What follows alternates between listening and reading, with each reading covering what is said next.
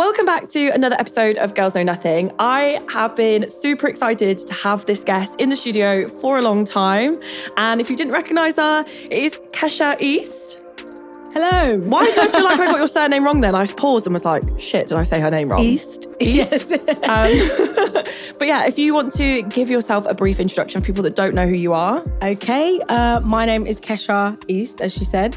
I'm a celebrity makeup artist, beauty influencer, and founder of No Not Co, which is a hair brand that specialises in tools for wavy, curly, and coily hair types. Massive self-plug there. Yeah, shameless plug. So like, you know, one of the, obviously, a lot of the conversation I wanted to have with you is about your brand and how you started it and found it. But I'm really interested in to know Keshia, young Keshia, like how you got to where you are now. So, you know, obviously I did a lot of research on you. I did Google you. You stalked me. I did stalk you, yeah. Sounds very creepy. Hope but you found good things. They are good things. And, you know, I think a lot of the things I found were very relatable. You know, when you were talking about growing up mixed race and how like confusing it can be. Yes.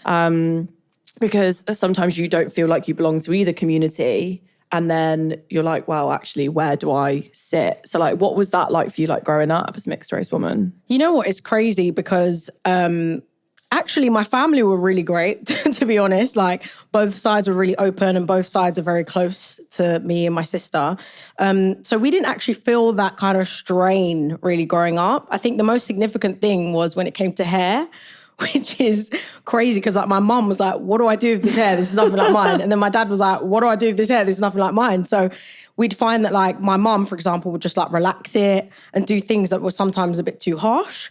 And then my dad would like not put product in it and like comb it, and then it'd go like super frizzy. So when it came to hair, yeah, that was a bit of a struggle, I'm not gonna lie. But yeah, I didn't really feel like I needed to choose a side or felt out of place anywhere, to be honest. It wasn't until really I started kind of growing up a bit more and, you know, in school and things, people would say, oh, like, you know, what, you know, do you identify more of your white side or your black side? And I, you know, started to find these questions like very, very strange. Or people just commenting like random things. And yeah, it's weird, isn't it? Because it's like how others see you. Like that was never a complex growing up. But people put their own, I guess, insecurities or complexes on you. And so, yeah, I've had some weird questions. But yeah. You grew up in a city though, didn't you? Yeah, so I grew up in Walthamstow. Walthamstow massive. Love Walthamstow. Me and my sister rep it to death, literally. We just love that place. But yeah, I grew up in Walthamstow, very multicultural. But surprisingly, not a lot of mixed race people in my school, actually. Oh, really? Do you feel like being in a city helped you, even though there wasn't that many mixed race people? Definitely, because even though obviously I grew up with two sides, it helps to grow up in a community where there's all different races. And yeah, I felt like there's a lot of like racial issues or struggles that people have. And I didn't have that being in London. So yeah, it was great. What was school like for you then, being mixed race, if there wasn't that many other people that could identify with how you feel? I mean, a lot of people were mixed. Like I went to a Catholic school, and so, you know, everyone kind of like mixed with each other, and it was good. It was a great school. I found that people definitely did hang around in like a lot of racial groups sometimes, which was great for me because I was like moving around in every circle. But yeah, it was fine. You know, it was fine. I honestly feel like when it comes to being like mixed race and having two heritages, yeah, I think it's more the questions that people ask more than actually like your actual experience on a day-to-day, if that makes sense.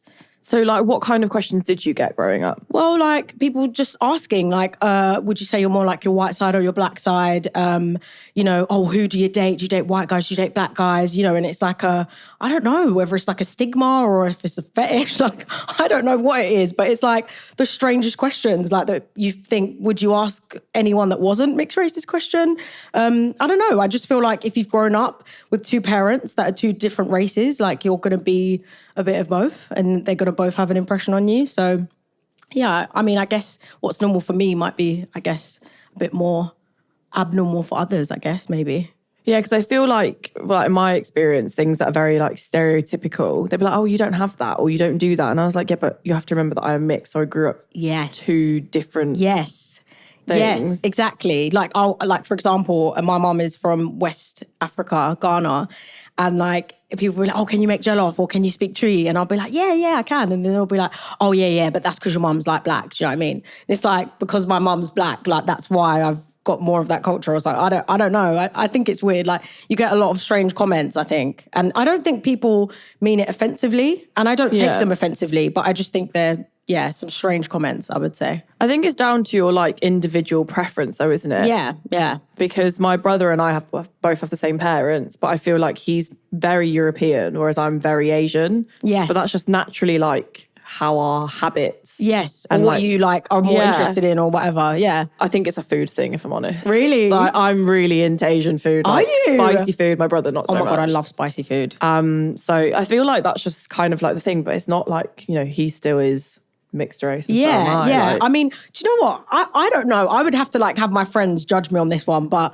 I would say that I'm pretty much bang in the middle of the spectrum. Like, I could literally have a pie and mash, 2 pie, 2 mash and gravy on a Friday. And then on a Sunday, I'll be eating like a mutua with my hands, like peanut soup. So literally, I'm like, I'm in the middle. I love both cultures. I celebrate both. And I feel lucky to have both, really. I always feel like, I feel like maybe this is not something you've necessarily experienced if you grew up in a very multicultural school, but, people that I knew that grew up in not so diverse areas also had issues of people going to touch their hair. Oh, yeah. I mean, yeah. This is a big thing in like just curly hair community generally. But yeah, it's a big thing. What I will say is when I was growing up, because I had a lack of products, which I'm sure we'll discuss, I didn't actually wear my hair curly for a lot of my childhood, to be honest. As I said, my mum relaxed my hair when I was growing up. And then when I started doing my own hair, I was just straightening it. I remember me and my sister would actually... I'm so embarrassed, but me and my sister would straighten our hair on ironing boards with an iron. We've all been there. I've been there. I'm not going to lie to you. We didn't have GHDs at the time. The budget wasn't there. Yeah, the budget was not there. So we didn't have GHDs at the time. We used to iron our hair and we'd literally take it in turns, which is crazy to think about now. But so yeah, my hair was straight most of the time. So people didn't really touch my hair, to be honest. And then it wasn't until maybe I was about 22, 23 that I started actually wearing it curly. So yeah, I haven't had much of that, I'm not gonna lie. I haven't had many people ask, and I feel like people are a lot more woke now. Yeah. So it doesn't really happen. Yeah. So I haven't experienced it, but I can, it's annoying. I can see why that's annoying. So, like, moving on to how you became a celebrity makeup artist. To be fair, like, when you said you're a makeup artist, I was like, that explains why your makeup looks immaculate. So, like, thank you. When I did Google, I did see a picture of you at university, actually. Did at you? Your graduation, yeah. What? Blonde hair? What images are out there? Oh my God. What image is this? Is this from the website? I think it's you and your sister with your little graduation cap on. It's a very cute picture. Yeah. But, like... Throwback. Going to university, like I don't think I found what you studied though. That was one thing I couldn't find. I studied history. Oh, I did not expect that. Okay, so like what kind of interested you in studying history? Oh my God, you know what? Every time I drop that H-bomb, I did not expect that. Yeah, you know what? I loved history. I just loved it. You know what? I love studying about where we've been, where we are. I love politics. I have a lot of interests that, you may not think. But I studied history because it was the subject that I loved the most at school. I had no idea what I wanted to do, to be honest. When I finished college, I was like, what do I do now? And everyone at the time was just going to uni. So I was like, okay, I'll just go to uni as well. So I studied history and it wasn't just wars and stuff, which people think that history is like just old people and wars. And it's like so misunderstood. I studied really fun things like art and architecture and beauty trends throughout the years. So it was a really fun degree, to be honest. That's why I did history. And then when I left university, I was just like, what the hell am I going to do? And I was working at Benefit at the time while I was at uni. Oh, I've been there. I loved Benefit. I don't know what your experience was, but like, okay. I loved it. I just loved beauty. So for me, just working with makeup and in the beauty hall at Debenhams, I just loved it. I loved working there. And So yeah, when I finished uni, I was like, what do I do? And I went to Mac basically. And that's where it kind of grew from there, I guess. I was in denial, definitely. People would always say, oh, are you a makeup artist? Can you do my makeup? And I was like, no. I've studied history at university. I'm going to do a graduate job. And I just like wanted to go into this like corporate world, I think. I don't know whether that was society's impression on me or whatever. And then eventually I just decided, you know what? I want to do makeup, and it kind of went from there. Do you feel like maybe you were thinking that you wanted to do a graduate job? Because I find that women that are very intelligent, but also very fashionable or like good looking, that they're all automatically assume that they're going to do like fashion and makeup. So you feel like you have to prove that you are also smart.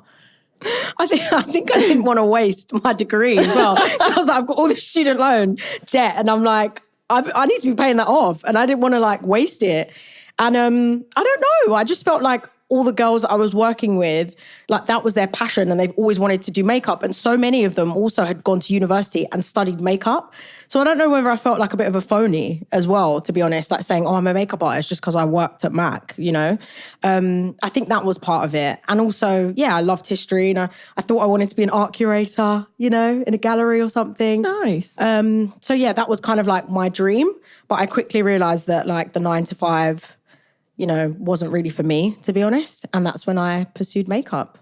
So how did like becoming a celebrity makeup artist, I feel like is a completely different ball game to like being a makeup artist. Definitely. So how did that come about? Okay, so when I decided that I wanted to be a makeup artist, right, I was like, right, I'm going to do my, you know, give my all. I'm going to go to all these shoots. I'm going to do loads of free jobs and whatever. And I was working with a lot of different people, and I did this shoot with this woman who was amazing, Michelle, shout out Michelle Sultan. And she was like, she randomly called me one day, and I was at a spa with my friend, and she was like, hi, can you come and do Alicia Dixon's makeup? I know it's super last minute, oh my God, can you come and do it? And I was like, literally in my like towel, just about to get a massage. And I was like, just give me an hour. And I literally like hung up, ran home, got my suitcase, ran to do her makeup. And I was like, hell yeah. And that's where it literally began. Was very early on in my makeup career, to be honest.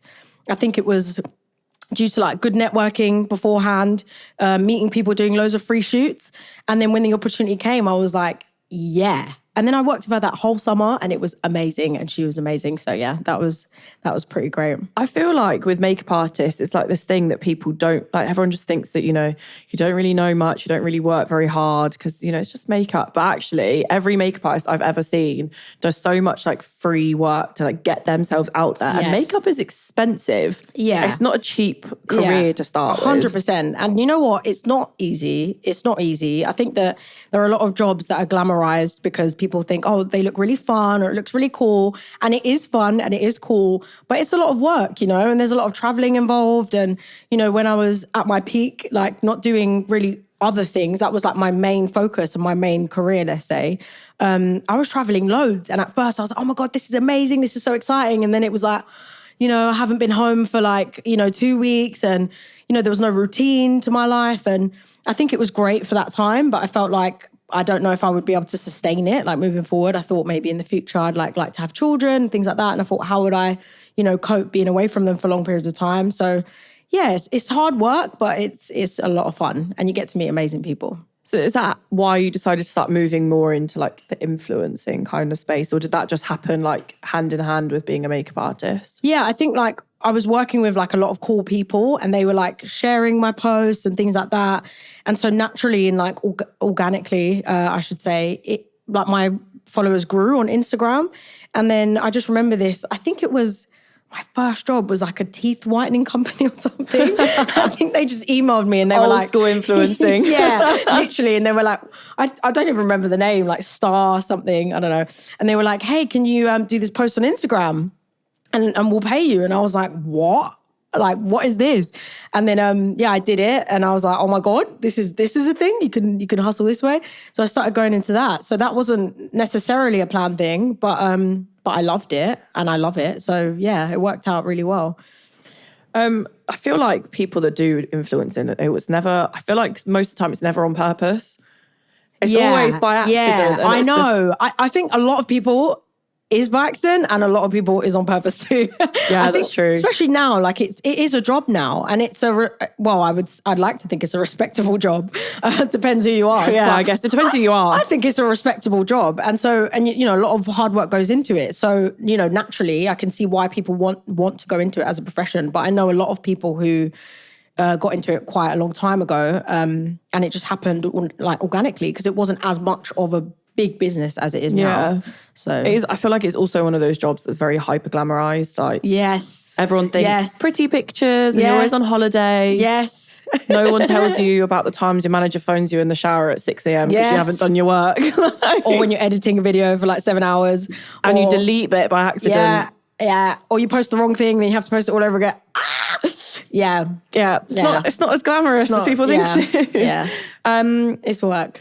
But kind of going on from being a makeup artist and an influencer to now finding and owning No Knots Co, which I know is like your pride and joy and your baby. Yeah. And I really enjoy watching your hair videos on like reels on Instagram. Yes. And I did stalk your LinkedIn as well, so I'm really sorry if you got a notification from that. I thought I turned it off. But, so how did you kind of go into like deciding you wanted to start a brand? You know what? I honestly have wanted to have my own like business, legacy, whatever you want to call it, for a very, very long time. I remember when I finished uni, I actually went on a trip to South Africa. Someone I knew at the time was going out there for like 6 months and was like, hey, do you want to come? And I was like, yeah. And I went out there and I remember meeting this guy at our apartment and he was like literally sitting by the pool, facing like Table Mountain, like swimming pool, everything. And he was like, oh, I'm just working, like, don't mind me. And I was like, working? And I was like, what do you do? And he was like, oh, I own my own business. And he was like, I live in South Africa for 6 months of the year. And for the other 6 months, I live in LA. And I was like, what? Like, this is somebody's life. And ever since I met this guy, like, I literally have never been able to get that out of my head. And I was like, one day I need to be like by a pool, doing work, facing Table Mountain and saying, this is my life kind of thing. I just found it so inspirational. So it's always been something that I've always wanted. But I think that a lot of people will agree it has to be the right time. You know, you have to have the right money. You have to have the right idea. And I just feel like at so many points in my life, I might have had an idea but didn't have the money, or had the money, didn't have the time. And then I guess with No Not Co, all the stars aligned, let's say, all at the right time. And it just came together, really. So, yeah, it's been something I've wanted to do for a long time. And luckily it happened.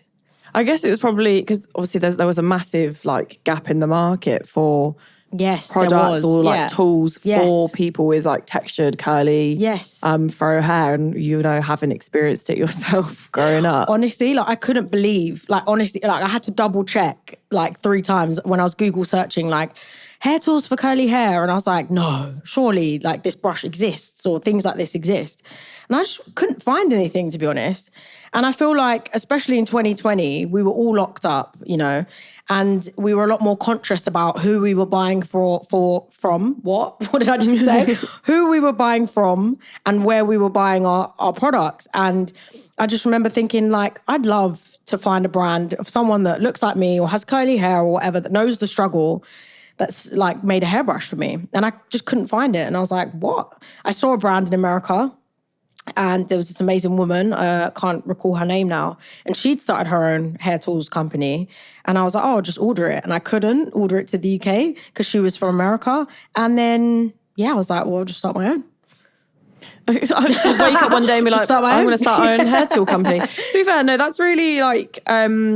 I do think that is really amazing. I think, you know, I did put on Instagram like quick Q&A boxes, and I think a lot of people are really interested in like, you know, the challenges and successes of starting your own brand. Yeah. I'm assuming like it's safe to assume when someone starts their own company, there's a lot more challenges than there are successes, especially in the beginning. 100%. You know what? I found that a lot of things that I thought would be difficult actually were very easy. And a lot of things that I thought would be easy were very difficult. So, you know what? I always say, if anyone thinks that they want to start a business or that's their dream or start anything really, that they should just go for it. Because to be honest, there are a lot of things that I thought I wouldn't be able to do that I have been able to do. And I think it's just such an unexpected procedure. Like you just don't know what's going to happen day to day. And so it's kind of like, you just got to start, literally. And then everything else just goes from there. What did you think was going to be the biggest challenge? Oh, that is a good question. I mean, I would combine a few things, like growing the social media page from zero, I thought was going to be a big, big challenge. Getting into retailers, for example, I thought was going to be a huge challenge. And I think just general, like day to day, I was like, how do you do this kind of thing? Like there's no guide really of how to start your own business. Sure, there's a lot of YouTube videos out there, which is great, by the way. But you always find a challenge that is, you can't find the answer anywhere and you just have to figure out yourself. So those things I thought would be like the main challenges. Because when I started the brand, I didn't want people to know that it was mine. I wanted it to be like organic. I just wanted it to grow naturally, and I wanted to test that the product actually worked and that people wanted it. And so I thought if I like announced this thing and was like, hey guys, this is my company, that, people would support it naturally, which I would be really grateful for. But I just wanted it to kind of stand on its own, if that makes sense. So yeah, I was literally growing it from scratch, like zero to, whatever. Now looking back on it, do you feel like that was the right decision? Yeah, actually. You know what? Looking back, I definitely think it was the right decision for multiple reasons. I think one of them being that it built like such a community because there wasn't like one face behind it. And this whole curl community that I didn't even like know actually existed at that time just erupted out of nowhere. And, so many people supporting the brand. And it was just like, you go no.co. Like I'd just stand there and be like, this isn't me, It wasn't about me. It wasn't about what I can do or whatever. It was all about the brand at that time. And so, yeah, I was so happy that it grew on its own 2 feet. And I thought, you know what, this has actually got legs because people just like it. They don't even know who's made this company and they're really supporting it. So I think it was the right decision. Now, a word from our sponsor, BetterHelp. Throughout this episode, we hear Keshia talking all about the problems and the challenges that come with setting up your own business.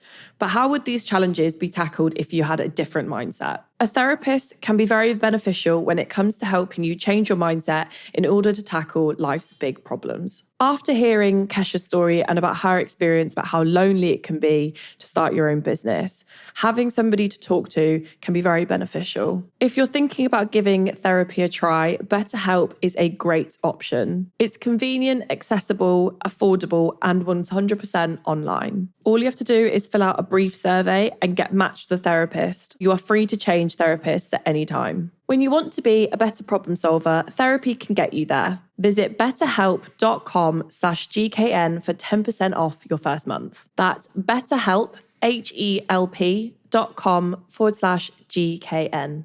So one of your successes is getting no.co onto BeautyBay. Yes. And when I was searching for it, actually, that was like the first thing that came up, like the massive BeautyBay section. How did that come about? Like, that's a massive step for a brand. You know what? It literally was a full circle moment with BeautyBay because I worked with BeautyBay as an ambassador maybe like 4 or 5 years ago. And I was just doing like their YouTube videos and things like that. And I met with the CEOs because that's what I really love about BeautyBay. The CEOs work with the company every day. So they're really like hands-on. Yeah, they're really hands-on and deal with the day-to-day of the company. And this guy, Aaron, 4 years later, after I've been an ambassador, just emailed me randomly and was like, hey, long time no speak. Like, can I call you kind of thing? And I was like, what's going on here, Aaron? And then, can you call me? And then he was just like, we've had, I can't even remember how many, something like 20,000 or something searches for no.co on our brand. And I was like, oh my God. And he was like, yeah, like we need to get this brand in here. And I was like, okay, let's make it happen. And then it literally happened. And the next month it was on their website. So 20,000. Yeah, he was like, there were 20,000 searches. And I was like, what is this brand? And then so he Googled it and he was like, no, like I know this girl. So obviously called me and I was literally like, what? Yeah, crazy. So it was like a full circle moment of like working with BeautyBay and then having the product on there was just like crazy. That is actually insane. It's either one person who's desperate for that brush. Yeah. Or there is a lot of people. It's actually me. I searched it 20,000 times. Now I know that's how you did it. I'm going to sit there on BeautyBay and just start looking at random stuff. It's so funny. But also another one of your big successes is that No Knots Co is going to come out into Sainsburys. Sainsburys. We're going into over 140 stores in the UK. Yeah. So that's pretty crazy. Hopefully one of them's going to be mine. Yeah, I hope. Where do you live? Well, actually, can we say? Yeah, no, don't make it. I'll tell you later. Don't want to get people stalking you out here. But yeah, hopefully it will. Was that, because you didn't have like the contact, well, I'm assuming you didn't have the contacts with Sainsburys, was that harder to get it into a physical store? I must admit that with Sainsburys, yeah, that was pretty hard. It was a challenge, I'm not going to lie, because it's like the scale that Sainsburys are on is just insane. Like they have like depots, they have regulations and health and safety measures when like, delivering stock and things like that. And I'd actually not experienced that before because with BeautyBay, they're an online retailer, so their procedures are a little different. And, every retailer has different systems and every retailer has different setups and the way you invoice and the way you send their products and they want it sent in specific ways. So it's literally like every time you start with a new retailer, it's like you're starting again, basically. You have to learn everything from scratch. And with Sainsburys, they are pretty amazing and they're really hands-on with the brands that they take on. So I've had to like learn a lot basically to get in there. So it's been challenging, but like a good challenge. And I was actually talking to them for over a year before it went in their store. Wow, okay. So it was a kind of like slow process, and then it's like go, and now we're there. So yeah, it's been pretty amazing actually. Was there ever a time in that year where you were like, oh, it's not going to happen? No, actually. No, I never thought it wasn't going to happen. I don't know why. I was just being really optimistic about it, but I was like putting it in the back of my mind, if that makes sense. Like I wasn't, hounding them or anything. I was just like, right, okay, when it comes to like going into a store, although again it looks like glamorous from the outside and things like that, like you have to be ready as a business. Like, we're talking about like scaling up so much. You have to be able to afford the stock even before you get, your money back. And, there's a lot of procedures that go into it. So I was like ready and very patient at the same time because I was like, okay, the longer it takes, the more like experience I'm getting and the more experience I'll have to be a good, I guess, retailer for this person. So yeah. It's been fun. Is No Knots Co just you, or do you have help? Oh my God. Well, it's actually, it's just me, to be honest. It's just me. And then I have like people helping. I was going to say, because I don't know how you still have hair, because mine would all fall out.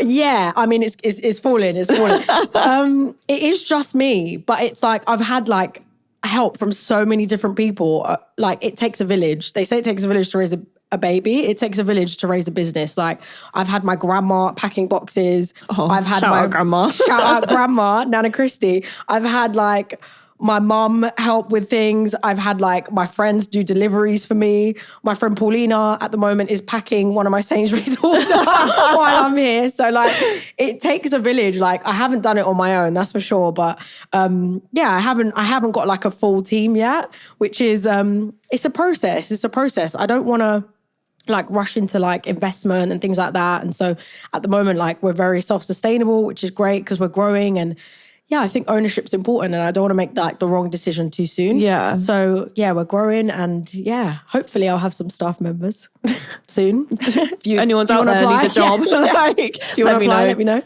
That's like, do you feel like the support system is one of the reasons why No Knots Co's managed to be so successful? Yeah, I think, you know what? I think with any business or any venture or anything you're doing, like having the right people around you, I think is really important. And if you have the wrong people around you, it's detrimental. So I think, having a lot of support from your friends and your family is so key because there are so many sacrifices that you have to make. It's not just about, oh, my friend, can you help me, with this package or whatever. It's sometimes you have to cancel, on nights out because you've got certain things going on or you can't reply as much as you want to because you're going for a really busy period. Or if you've got a partner, for example, you're committed. It's like a lifestyle. It's a lifestyle. Owning a company is like a lifestyle. That's what I say. And it's like, it consumes your whole life, literally. So yeah, you need supportive people around you for sure. Did you ever find it lonely at times? 100%. Like I found it incredible, like especially when I started. I basically started it during lockdown and it was actually like a grief project. So I'd started it after losing my dad and it was, I think 5 months after. And that's another reason I didn't tell anyone because at this time, like I wanted to stay as busy as possible because normally, I guess if someone loses someone, they want to be around like their friends and family. And at this time, like Boris was telling us that we could only go out for like 20 minutes. So, you know, I was literally isolated in my house on my own. And I think a reason I didn't tell anyone was because, I was doing everything at that time. I'd signed up for like a law degree. I was like doing online French lessons. I was attending an online drama school. Like no joke. I was fully doing all this stuff. And then I was starting a business at the same time. And I think I was just doing just to like keep myself busy really. That's the only thing I could think. And I thought like some of my friends definitely thought I was going crazy. But I was always passionate about starting a business. And so when I first started it, I was very lonely. Yeah, I was in lockdown, I was isolated, and I was just running this business on my own. Like I'd wake up, I'd go to the computer, I'd like do emails, customer service emails, take the packages to the post office, come back, eat dinner, sleep, repeat, literally for about 3 months. So is No Knots Co. the first business you've ever started? Well, it depends what you mean by business because I've done a lot of dealings on the side, you know? I've done a lot of dealing. They're legal, right? Yeah. No. Perfectly legal, but I'll give you an example. So when my sister was on the X Factor, right? Shout out Fleur. And while she was on the X Factor, I noticed that she was getting a lot of fans. Yeah. Which is great. And I thought, how can I monetize this? Okay, so I started a t-shirt business, Fleur's fans or whatever, like vote Fleur to win, Fleur East X Factor. And I was selling them on Twitter and Instagram. To this day, she has not received any proceeds of the profits. Sorry, Fleur. But she's okay. She's okay. She's doing well. But yeah, I was selling t-shirts like saying vote Fleur and stuff. So technically I've started business, like that technically was a business, but a very short-lived one. So I've done like a few things like that before, but this is like, my first business that I've like registered. Like I've done like legit as a company, yeah. Because it's like, you normally when you speak to people that have their own business, it's not the first one they've had. Yeah. Like usually this would be like their third. Yeah. And they've had to like close some because some have failed and projects have failed. Yeah. So I was like more interested to know if you've had to like fail in order for No Knots Co. to be so successful. Yeah, I would say, for sure. Like I've tried a lot of things, or I wouldn't say that I've had lots of failures in the sense of like I've started a business, I've started running a company and then it's failed. But I'd say like I had a lot of, I guess, business plans, we should say. And like, okay, I'm going to get this, loads of samples. My house is probably filled with Alibaba samples, of businesses that just never left the ground. And I think it was just, you get really excited when you think of an idea and you're like, I know exactly what I'm going to do. And you stay up all night researching on Pinterest and this is how my brand's going to look. And then when things get a bit challenging or you face like an obstacle, if your heart's not in it, that's when you kind of give up and you're like, nah, this isn't going to work. And so I had a lot of that. And with No Knots Co, I guess I was passionate about it, It was a struggle that I was fixing my own struggles. So yeah, it was something I definitely was very passionate about. One thing that I loved about No Knots Co when I was like Googling it is that it's like sustainable, isn't it? Yes. Vegan. Well, technically not vegan. A lot of our tools are vegan. We have 2 brushes that are boar bristles, which is a curl maker brush and a nylon brush. Just because I did actually try the vegan versions and I just didn't think that they were better, to be honest. Okay. I think the main focus is like creating brushes that have recyclable packaging, because that was one thing I hated about hairbrushes that I would buy. It would just have all this plastic and I'm just like, why has a hairbrush got plastic? Like, why does it need this much plastic? And there's a lot of brushes and a lot of units. So I wanted to create a brush that was recyclable, BPA free, because a lot of brushes have BPA in, which is like this toxic plastic, which what's that all about? And something that works. So I test all of the brushes. I send them out to like family and friends, get their reviews first. And then if they're all like, yeah, then it goes on the website basically. I was going to say, if you've ruined any of your friends' hair process of like selecting Not brushes. Yet. Not Yet. yet. Maybe in the future. So all your friends watching this are going to be like, yeah. Going to have to think I'm twice. sick of using all these brushes. No. They've been really supportive, so that's great. Typology is a skincare brand created in France on a mission to demystify skincare with an affordable and sustainable skincare option. Now, I love Typology for a number of reasons. I have a massive focus on skincare that is sustainable, but also skincare that is 100% vegan. And the Typology formula is minimal, with the moisturizer only having 9 ingredients. Another reason why I love Typology is that it has a very luxurious feel to the product and to the packaging, but the price does not match what I thought it would. So Typology kindly sent me their 4 best sellers: the 9-ingredient moisturizer, the Radiance Vitamin C Serum, the Radiance Night Serum, and my personal favourite, the eyelash and brow serum. Unfortunately, unlike my brother, I am not gifted with thick lashes. And as I've had a lot of brow treatments over the last few years, I have put my brow hair through the ringer, and I feel like this has been a massive lifesaver over the last few weeks. For those of you that are watching and listening to the podcast and want to try Typology out for yourself, go to uk.typology.com/GKN and you get yourself a free lip balm worth £16 with your order. That's uk.typology.com/GKN. Knowing what you know now about yourself and your business, of everything that you've experienced growing up, is there anything that you would tell your younger self? Ooh, what, just in relation to business generally? I think, we'll do business first and then we'll do growing up after.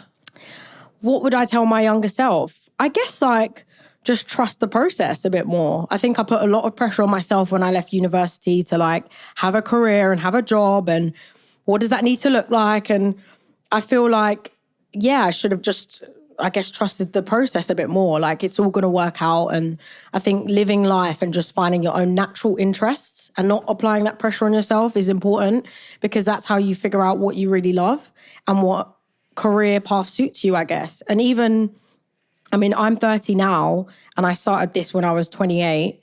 But even now, I just feel like I'm just getting started. I feel like I'm just scratching the surface now, and I'm finally doing something that I love, and hopefully have more businesses in the future. So I would say not to put too much pressure on myself to build a career so soon, and to trust the process.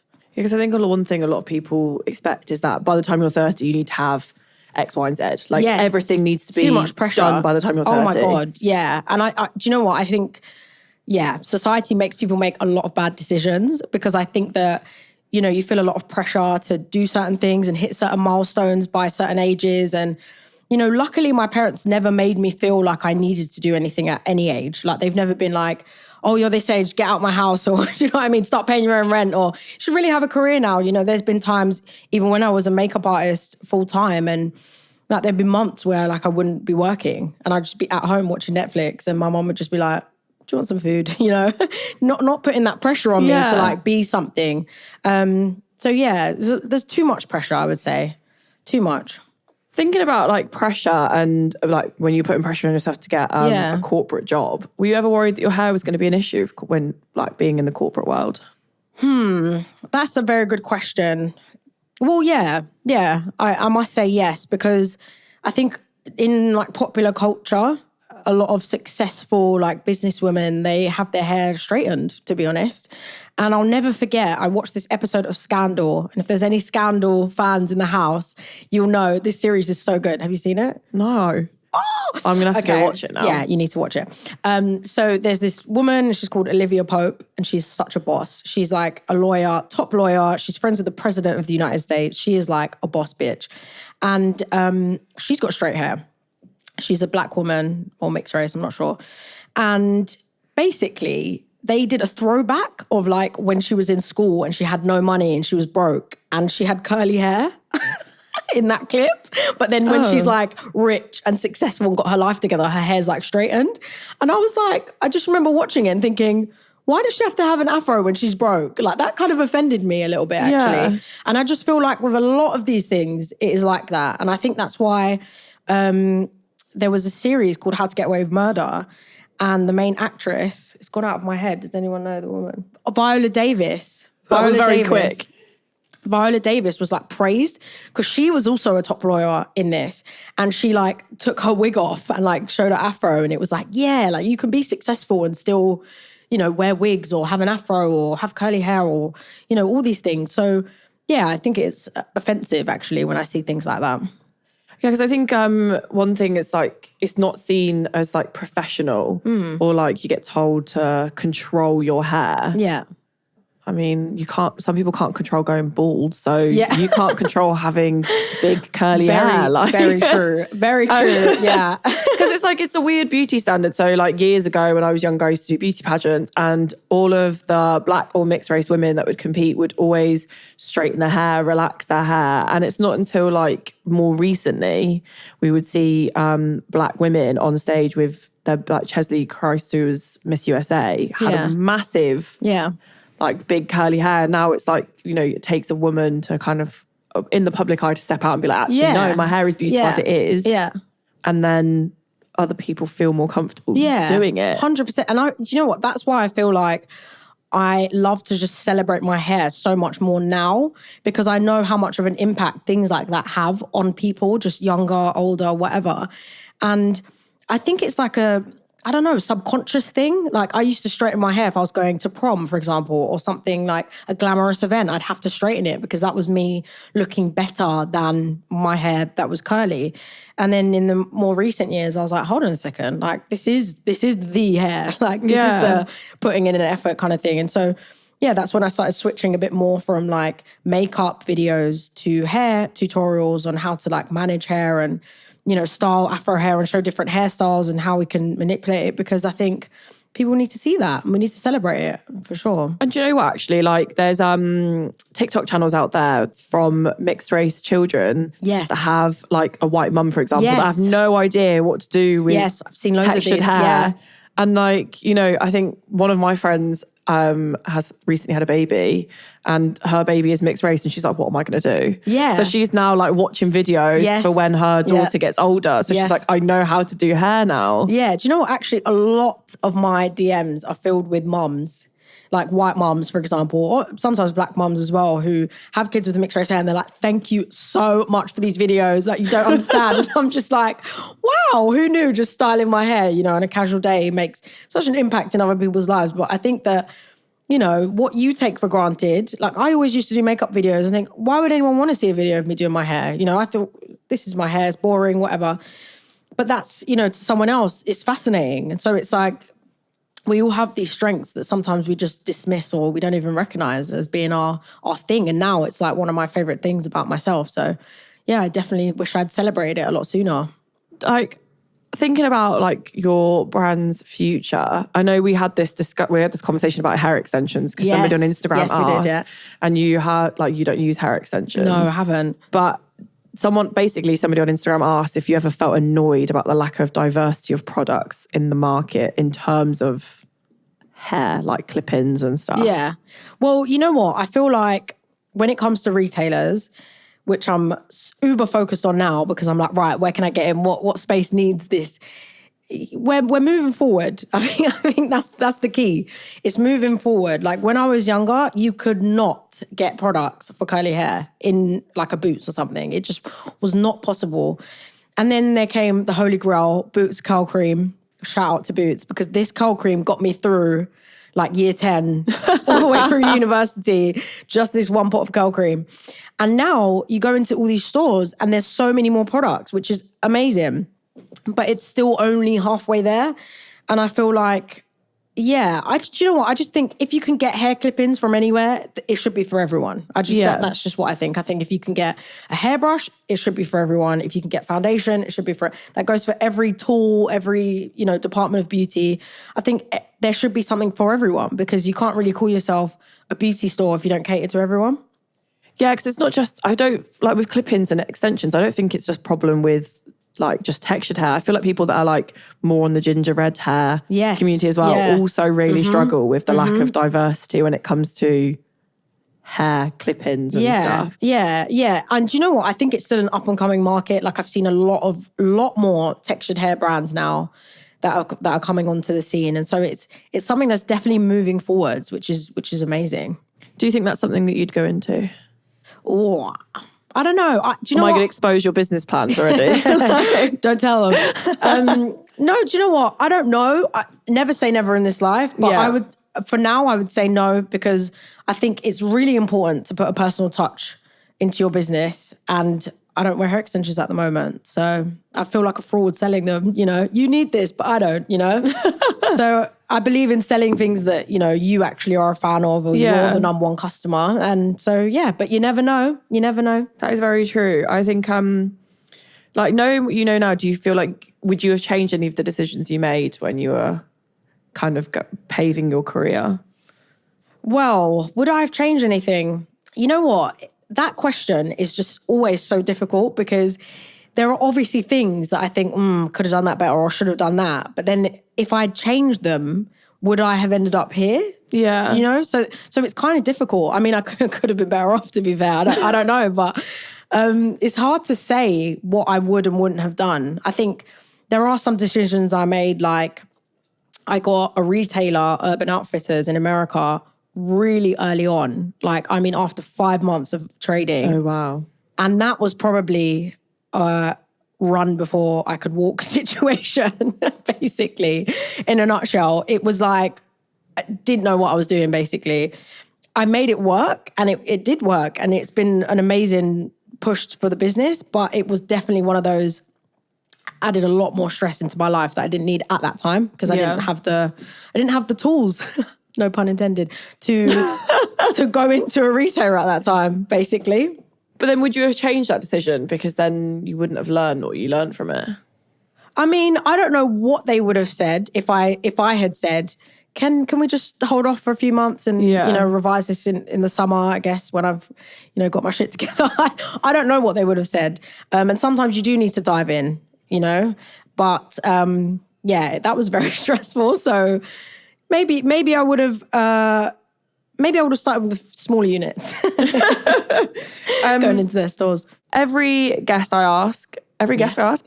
have, I ask the same final question. Okay, what's the question? And if you remember all the notes that I sent you. I always ask my guests what they would say to people in their past and people in their future that would doubt your success based on the fact you're a mixed race woman. Wow. That's a long question. That's a big question. Yeah. What would I say to people in my past, and what would I say to the people in the future? Yeah, that doubt your success.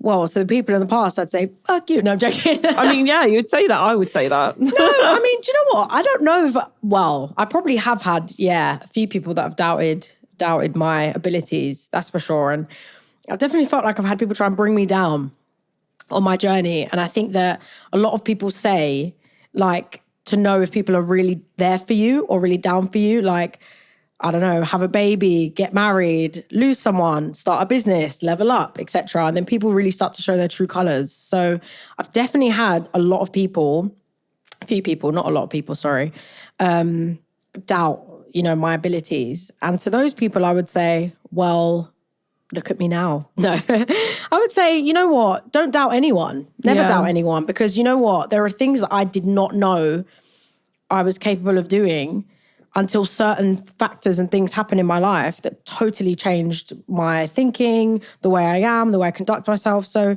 you can never really underestimate anyone. And to the future people, I'd say watch this space, because we're coming.